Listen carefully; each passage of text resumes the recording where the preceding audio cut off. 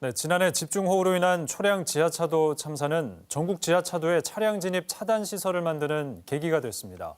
침수 사실을 모르고 지하차도에 들어왔다 피해를 보는 일이 다시 없게 하겠다는 건데요. 하지만 이 차단 시설이 오히려 사고를 일으킬 수 있다는 지적이 나오고 있습니다. 최위지 기자가 취재했습니다. 지난해 행정안전부 시범 사업으로 차단 시설을 설치한 경남 창원시 한 지하차도입니다.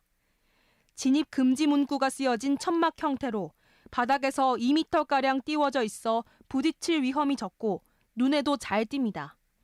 어쨌든 시인성이 제일 중요하니까 그래서도 볼 수 있도록 공만 설치하지 않거든요. 일단 저희 시는. 부산은 어떨까?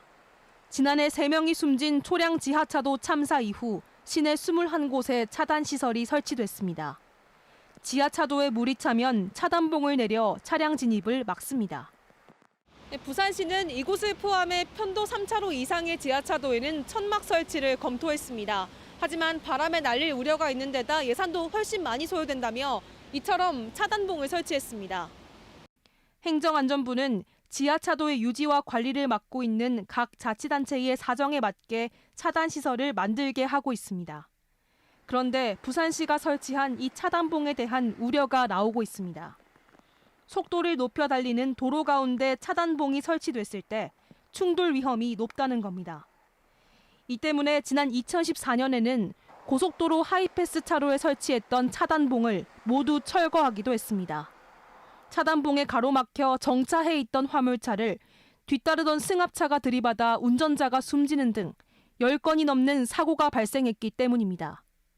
주행을 하다가 정차를 할 수가 없는 상황이 발생을 하기 때문에 그 1m도 안 되는 높이의 차단봉이 설치가 되면 당연히 그거는 차량이 주행을 하면서 치고 나갈 수 있는 위험 요소가 전문가들은 이미 많은 예산을 들여 차단봉을 설치한 만큼 전면 철거보다는 지하차도 주변에 전멸 신호등을 설치하는 등 사고 예방책을 마련해야 한다고 지적합니다. KBS 뉴스 최유지입니다.